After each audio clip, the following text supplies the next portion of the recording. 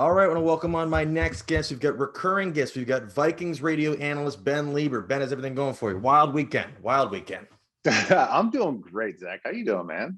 I'm doing great. Washington did not take a quarterback. Was very surprised. They grabbed a linebacker I've never heard of, but we'll see how it goes. How's everything up there? It's good. You know, the funny thing is, we look at the draft and we twist it around and look at it in so many different dimensions and try to look at it from so many different perspectives. I threw out a hypothesis early in the week. I'm like, man, I know it's a new head coach in Washington. Would it be possible if the rumors are true that the Vikings are looking at Justin Fields?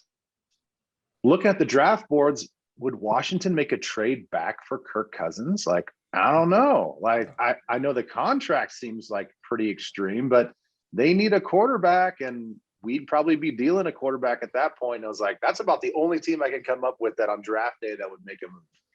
Maybe Green Bay if they're not happy with Jordan Love. Yeah, I don't think that's gonna happen. Were you surprised because speaking of Vikings, were you surprised they got Mon so early? No, I was actually surprised they got Mon so late. The rumors that we had heard during the course of the week was they really like Kellen Mond, that be prepared to kind of get ready to just talk about him. We were kind of told as a radio broadcast that it depending on the run of quarterbacks and when they started in the second round, that if the Vikings could get back up into the second round, that was possibly a pick that they were going to make.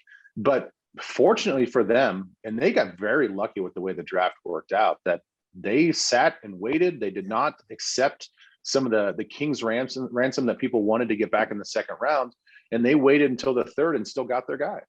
It's unbelievable, because I thought of like the day two guys, he was the best quarterback available, because it was never really sold on Trask or what's the kid's name, Davis Mills, but Davis Mills, yeah. Yeah, so Mon is Mon? Do you think they're just taking the best guy available, or is Kirk on the hot seat? Well, Kirk's contract, it's a behemoth, and I know that we all think and know that the salary cap is going to go up next year because of the TV deals and the adjustment from COVID from this last year. Yeah. They're guessing it's going to go up by $40 million, but Kirk's salary cap hit next year is $42 million, and it's just a lot to carry. And I think that he understands where the organization is at from a financial standpoint. So I don't think anybody was surprised. I don't think he was surprised. He was alerted during the course of the week that they were going to probably target a quarterback. Obviously, they didn't tell him which one, but it all does make sense when you look at the totality of where the organization has to look going forward. So if they were to be completely, so if you have a situation come up with the Vikings that maybe the Cowboys had a couple of years ago, and they've got a day two guy who comes in and blows them away, what's the most realistic way that they could lose the least amount of money getting rid of Cousins? Well, the most realistic way they could lose the least amount of money would be, you got to find a willing trade partner that's going to take on. So they can't cut him. They can't cut him. They cannot cut him because of the guaranteed nature of his contract. It's like now it's like a baseball or a hockey contract, or I guess now even an NBA contract. You cut the guy, you're still on the hook for him, and that's why it is weighing this team down a little bit. It is on the forefront of their minds to try to figure out how they're going to figure this out. Now, if he goes out, and let's just say that Kirk Cousins goes out, continues to improve, like the stretch that he had last year, he had about a 6 or 7 week stretch where you could arguably say he was in the MVP hunt. He was playing that well.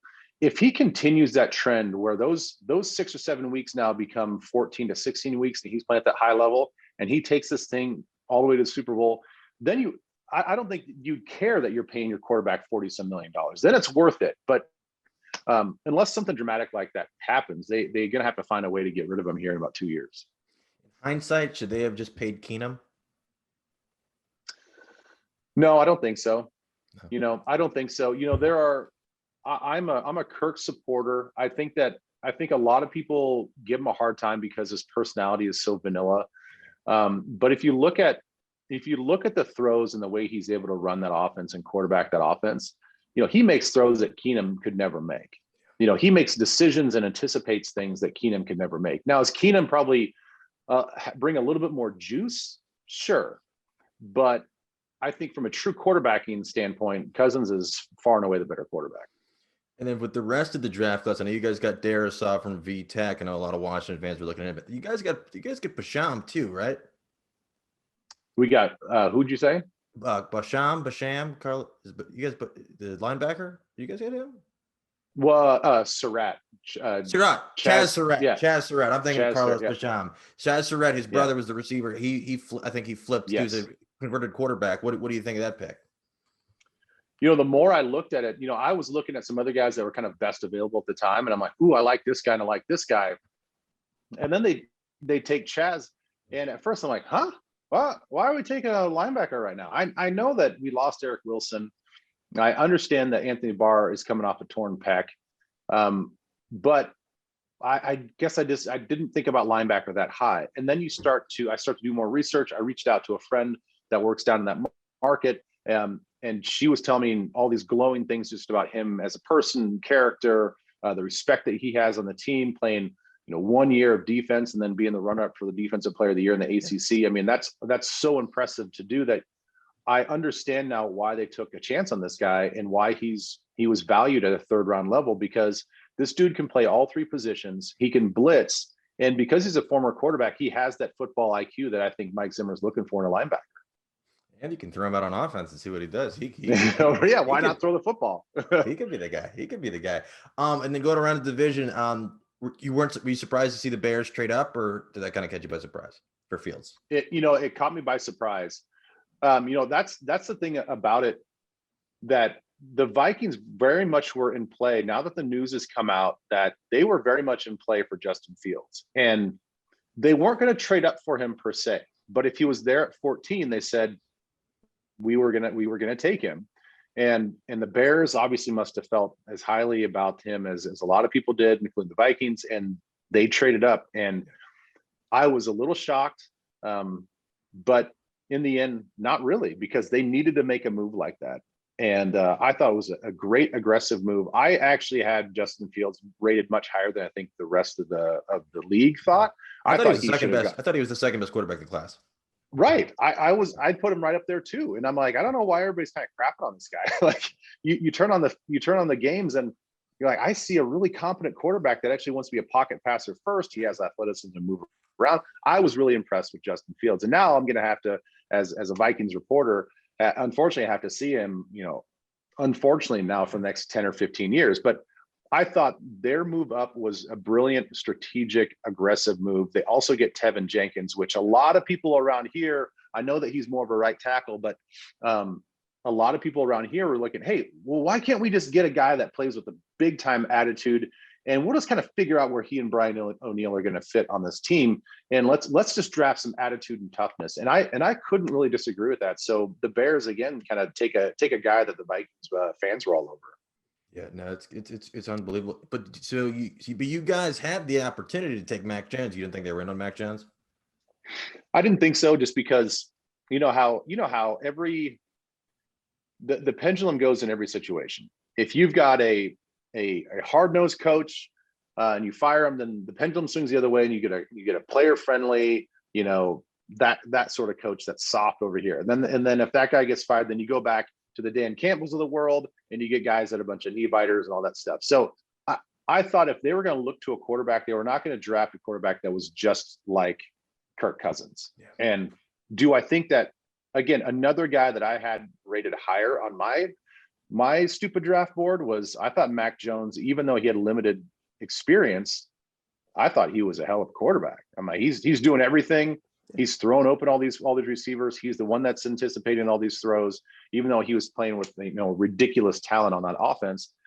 I thought from a talent standpoint, he was really talented. But I understand why the Vikings want to look away and want to do something a little bit different and get a quarterback that's probably more athletic, which is why they got Mond. Is Ponder still available? You could probably bring him. Don't say that. He'd play. Or you could, I don't know what Culpepper's been up to. If the Cavs brought back Varejao, if you guys brought back Culpepper, nobody would say a thing. Yeah. Wild. I don't know if you even saw that tweet. Wild Friday night tweet. Literally just draft. The Cleveland Cavaliers are signing Anderson Varejao 9 years after he's played for the team. I'm like, all right, we can do that. And then one Lions. I saw some rumors they were potentially thinking quarterback. They ended up going to Penei Sewell from tackle from Oregon. Were you surprised at that pick? They have so many needs. I think was it just best player available for them? Yeah, I think they were. You saw their draft room just explode when they saw Sewell on the board still, and so that made sense. I mean, they, like I said, made reference to Campbell. They are looking to rework that whole offense and defense and team and make it more true Detroit and reflect the people there. And Sewell brings that attitude and that nastiness. I didn't think that he's technically the best offensive tackle on the board or even offensive guard if that's where he plays, but I think that he's immensely talented and he brings that level of tenacity and violence that why wouldn't you? I mean, you can he's going to be a fun guy to watch. I actually think that they walked away from a really top to bottom successful draft too. I think they got Surratt's brother undrafted from Wake, the receiver.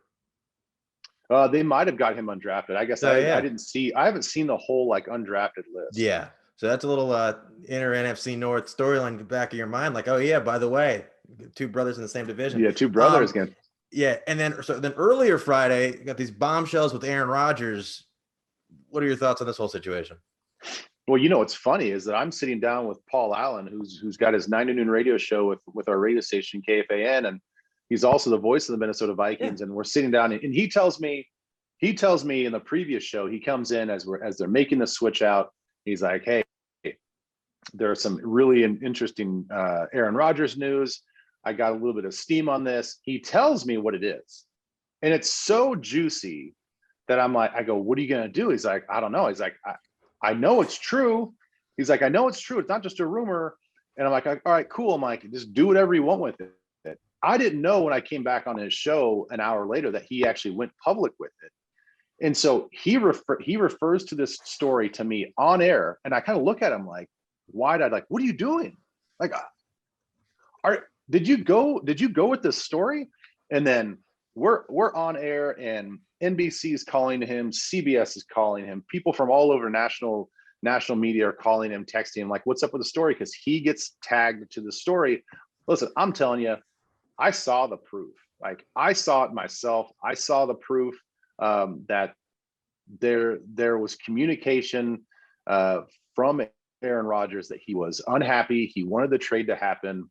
He was, and so I knew that he wasn't lying. I knew that he wasn't just throwing out there some hot air on draft day.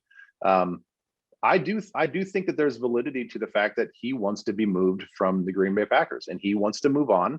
And I think the trust is completely broken. And it's going to be no shock to anybody because we've seen this now for 2 years take place. He's been unhappy. He doesn't feel like he gets treated the right way there. And no matter what they can say or do now, I don't think that's going to replace it and fix it. Wasn't they dropped the news? What was it, like 3 or 4 hours before the draft's going to start? Do you think in hindsight, they probably wish whoever kind of leaked that out did it days before? So kind of maybe teams potentially, maybe San Fran's not taking Trey Lance. They're trading the pick. Or do you think it was poorly planned, or do you think they did what they wanted to do?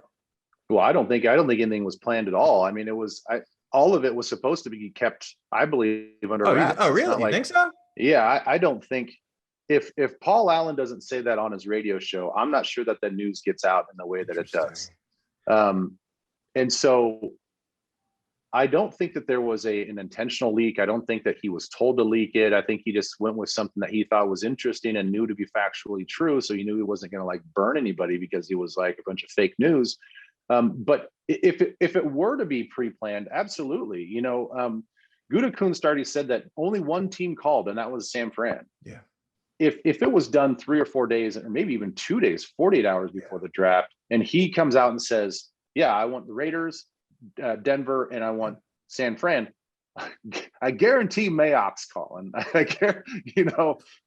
And knowing George Payton now with the Broncos, I guarantee he's calling. So yes, you would have had at least a 3-team race to try to bid for him. Always going, wait, he's over 6'2", right? Yeah, we'll bring him over here. We need him. It was unbelievable. And then I don't know if you saw the pictures of him at the Derby. He looks a little skinny. He does look a little skinny. I thought so. Same with Tom Brady. I know he's doing Yeah. I know all he does is eat kale and avocado and stuff like that. But God, I kind of looked at Tom like, Tom, you need to you need to eat a little bit more. Like, I like the Yeah. fact that you're fit and you're taking care of yourself, but man, you're looking a little emaciated. Yeah, there's Rogers looked like he looks sick. I'm like, I don't know, too many daily doubles, and I don't know what's going on with him. But it's so now that you have the 49ers who are all locked up at quarterback with Trey Lance. Denver's still kind of a question mark. I was potentially looking at them maybe to see if they were going to maybe grab Mac Jones, and then the Raiders. The Raiders have Peterman, so I don't know why they're even in the hunt for a quarterback. But where do you see him landing? Because you got to think about the compensation. He's not going to want to. He's going to want to go somewhere to a team that's giving up the least amount of assets. So he's not in the same situation he's in now with limited offense. Where do you see that as? I still think that there's a chance that Denver does something. I think everybody knew when they traded for Bridgewater, he was not going to be the starter, and he's not the long-term answer. I think that they're going to try to find a way to sweeten the pot with players and draft picks. You know, that's obviously a team to watch out for. I don't know. Thinking off the top of my head, do you think Houston makes any sense just because they're in a weird quarterback situation there? I don't know. He wants to get out to the West Coast, and I just don't see a team. It was floated on our radio show today. Somebody threw out the preposterous nature of, well, what if Seattle and Green Bay just did I thought about that swap? on Friday, but they don't want a quarterback. They're comfortable with Jordan Love. So then what do you give up? Well, that's the thing. I don't know. Yeah. Who knows if they really are comfortable with Jordan Love at this point? I mean, Russell Wilson's still better than Jordan Love, and you can't convince me otherwise. But I don't see Aaron Rodgers wanting to go to Seattle when all Russell Wilson does is can complain about the lack of protection from the offensive line, and then once again they don't really address the offensive line in this draft. So I don't think Aaron Rodgers would be super happy going there. Although he would probably love to throw to Lockett and Metcalf. I mean, he would love that combo. So it'll be interesting to see where he goes. Yeah, or what I know you have Russell Wilson and his superstar pop star singer wife want to go to a bigger market, and they say, all right, we've made a trade. Where are you going? Wisconsin. He would not be happy. He would. Yeah, because if Seattle's not big enough. And then were there any guys you kind of like? I saw that you did some kind of scouting reports and some guys prior to the draft. Were there any guys you like the fits across the league?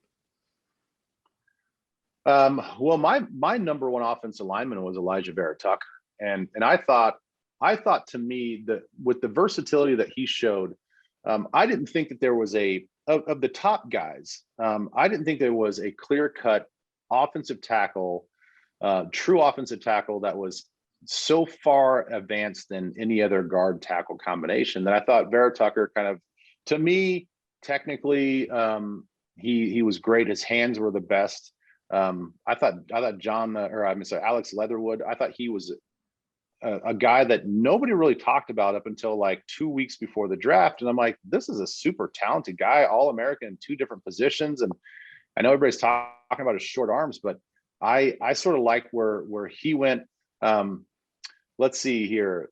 You've got I did like Ronnie Perkins. I mean, you're talking like guys later in the draft. Oklahoma, Ronnie Perkins is a guy that I was hoping the Vikings would get because he's just so disruptive. He doesn't fit your typical defensive end.